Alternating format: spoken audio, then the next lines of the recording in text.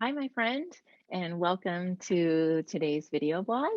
I'm Gina Zwig with Positive Life Dog Training, and today we are going to be talking about resource guarding in our dogs.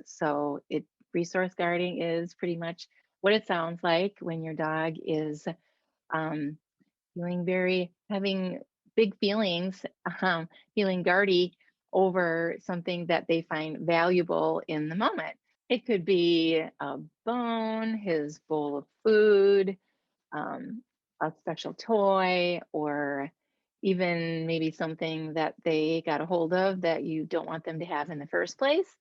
And some signs that you might see, I'm sure you're all familiar with. So these common signs would be maybe your dog standing over or um, laying over a bone or this resource and growling, snapping, even biting someone. So that would be what I would call your dog is to the point of shouting their feelings about this in this situation. But there are a number of things that sometimes our dogs do information that they're giving us that is a little bit more of a whisper. And so we want to get better at looking for some of these signs. Um, some of these would be, we call it whale eye. You've maybe seen this in your dog where you see like a lot of the white of their eyes because they're not wanting to take their nose off of the resource, but they're looking at you. So you see a lot of the whites of their eyes when you see whale eye in your dog. He's just not happy about the situation. He's uncomfortable with it. And so to just pay attention to that and maybe don't keep reaching for that thing you're going to reach for if that is the case. Another sign of resource guarding could be your dog just stiffening, kind of freezing, maybe even standing over the resource and just freezing. So that's another sign. I would call that a whisper. It doesn't necessarily mean that they're going to do something about it. But again, you want to pay attention to that and not continue to put pressure on your dog with that. And another thing, kind of a common, you might just see like a little lip lift. Can't really do it that well. You know what I'm talking about, where your dog just starts to show their teeth a little bit.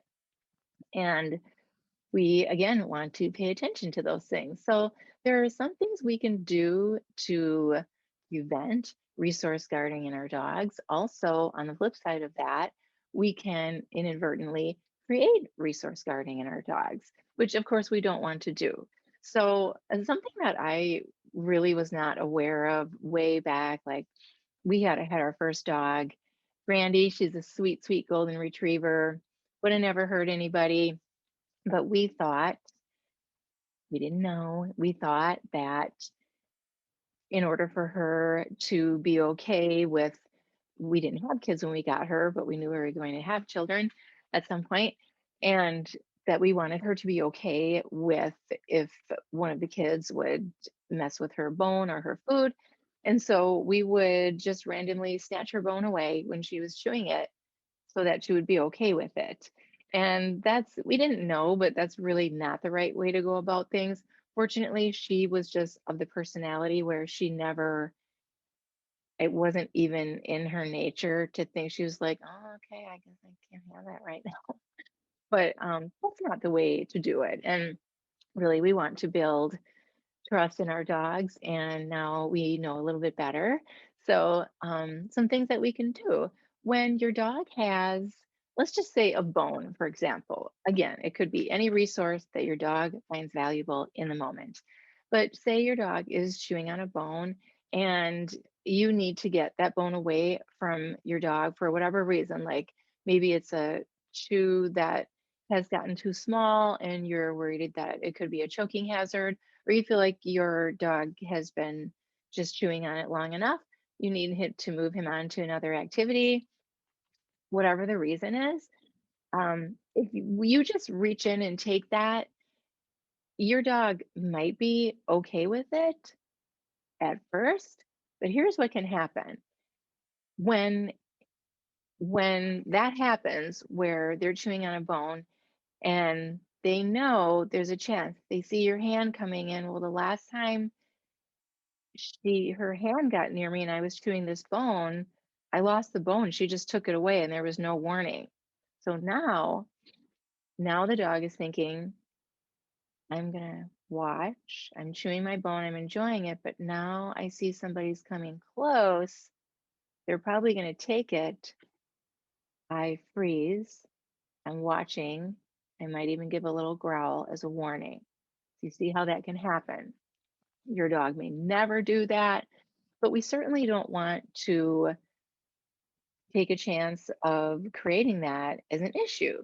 So, again, on the flip side of that, how we can prevent that is in that case, if you need to get the bone away from your dog, and again, this would apply to food or whatever, you would do a trade. And so we would teach a couple of things. We would teach to drop it. I would do, there's a little game called Find It or Go Get It. And then also, it's a good thing to teach your dog this impulse control exercise. Some people call it doggy zen. It's kind of a fun thing to train that just teaches your dog to help trust you with a handful of food and that you have good in mind for them and to exercise a little impulse control also. So, in this first little clip with Rory, we are doing the find it game. You could say, get it or find it like I did in here. So Rory in the video has it's a beef tendon that he thinks is pretty cool. He really likes it, and so he considers that a valuable resource. And it depends. It can, the next day he might not find it that valuable, but in this moment, it was very valuable to him. So I was armed with my treat pouch and I was ready to do a trade with him. So take a look at the video and see how Rory does. Rory, look it. Oh, it's a beef tendon and he loves it. So he went away with it. Hi, buddy. Rory, find it. Rory, look, look, buddy. Find it. Go get it. Go get it. Get it. Okay, so he didn't realize I had food. So I am doing a trade. And also, when he's eating the food, I'm kind of pointing my fingers around. Hope you can see that. Um, so he's saying, I'm helping him. I'm not, my hand's not here to take the food away. And then while he's eating that, I took this away. And I will give it back to him. Well, here you go, buddy. There you go. He can't always have the item back that you took away, but you at least want to do a trade. So Rory did pretty well on this. I think that I would do something that I would do a little different is looking back now, I can see that that beef tendon was of a little bit higher value to him than the treats that I had on me. So when you do a trade, it's got to be something better than what he perceives the resource as to him. So it was a new beef tendon. He was really into it. And so at first, when he didn't even look up, um, I was trying to get his attention with the other food. And at first, he was like, not feeling it. So I had to kind of put that other food right in his face. So ideally, you wouldn't want to have to do that. You would want to have something that he knows is much more interesting than the resource. So he did fine, but I would probably make that little change. In this next video, I am working with Rory on drop it or just drop. So he again has this bully stick that he loves very much. And I'm just simply doing a trade and giving him the other treat right away. So I see again that I actually repeated the cue. So he wasn't wanting to give it up first. I did need to have higher value treats than what I was actually using. So I learned that with him, I need to have something a little better on me if it involves that particular resource. So, but he did pretty well. Normally, I would not want to have to repeat the cue. I would just say it once, wait with the food right there. I've got my handful of food right next to the item he has in his mouth. And then as soon as he releases it, as I did, I give him the food. You may or may not want to give him back the resource depending upon what your situation is, but you would just maybe just move on to something else. Oh, he's got his tendons still. Right. Drop, drop. Good boy. So I waited. I had the food right next to the item that he had. It could be a toy. We'll also do it with a toy. And then as soon as he dropped it, yes, good. He gets to have something then. And now I'm going to give this back. Yes, good buddy. You get to have it back this time. He really likes that.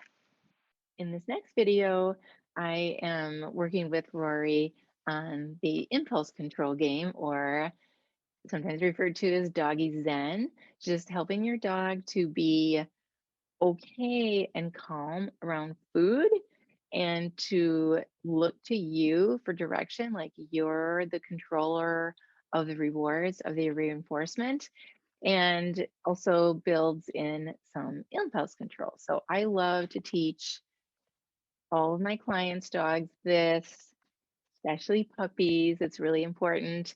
And so let's see how Rory does with this one. I think it looks pretty cute. Rory, come here, buddy. Good boy. Good buddy. Yes. Good boy, buddy. That's so good. Look, did you get it?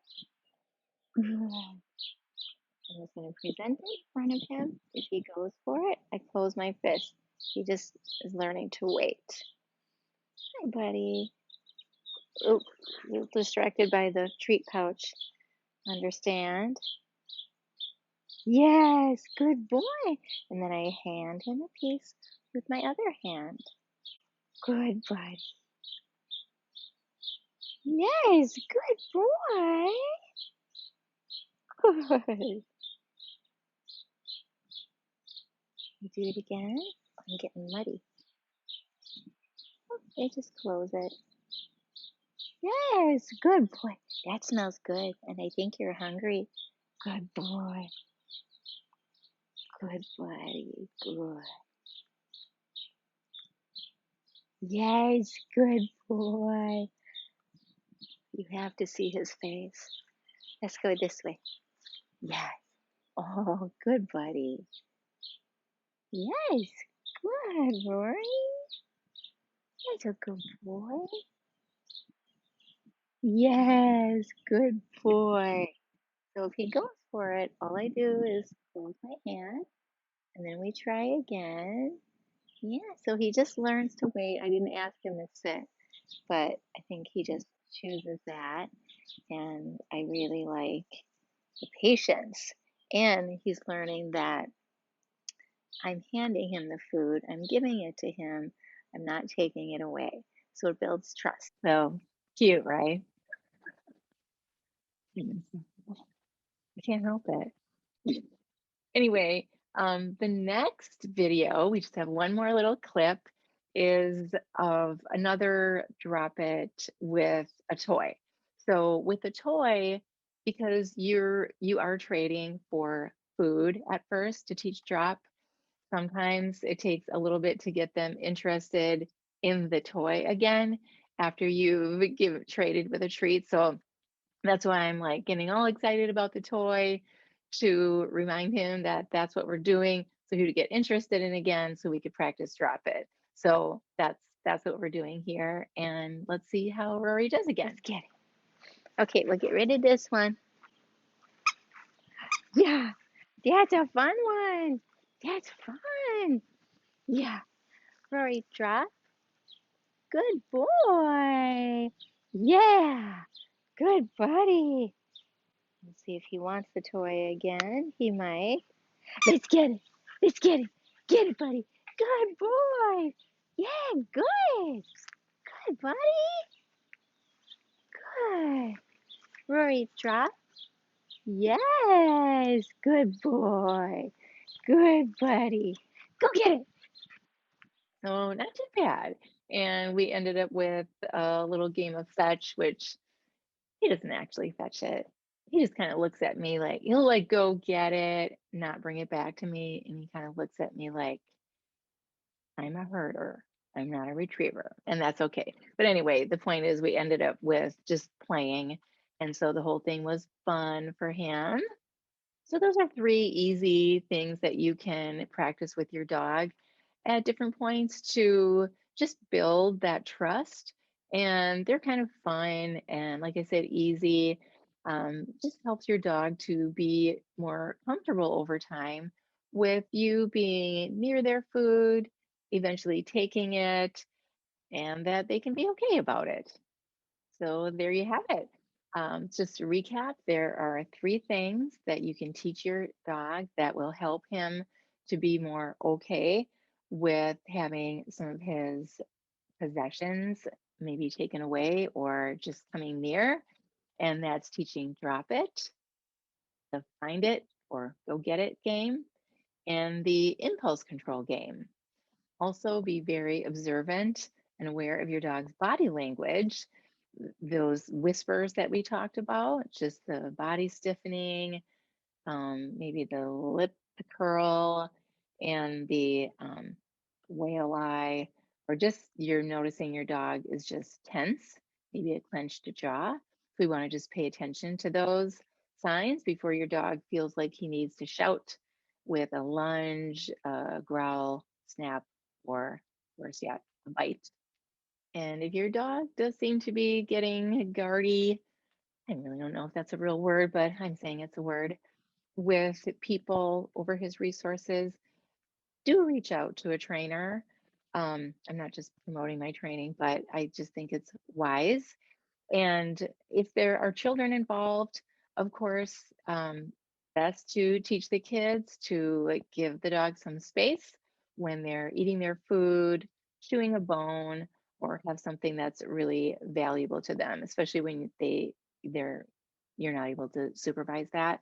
If you scroll down below the video into the description, I have put a link to a PDF for teaching drop it, the steps to teach a drop it. If you haven't already taught your dog that, it's a very valuable behavior. And that's all we have for today. So thanks so much for watching. And I hope to see you back here next week. My name is Gina Zwig. I'm a professional dog trainer and owner at Positive Life Dog Training.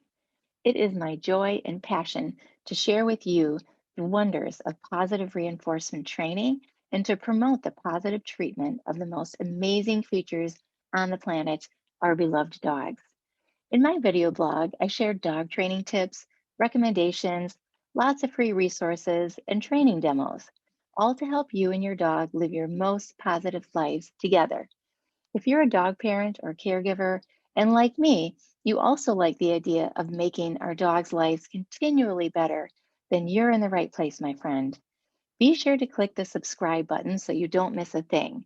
And thanks so much for watching, my friend. Be sure to scroll down in the description to grab any links to resources I've included in this post. I hope to see you next week.